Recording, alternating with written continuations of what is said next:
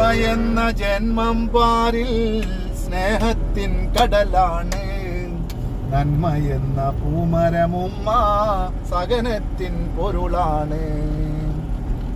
ഉമ്മ എന്ന ജന്മം പാരിൽ സ്നേഹത്തിൻ കടലാണ്. നന്മ എന്ന പൂമരമുമ്മ സഹനത്തിൻ പൊരുളാണ്. എത്രയോ പ്രയാസക്കനലിൽ തീർത്തൊരു മാനസവനിയാണ്.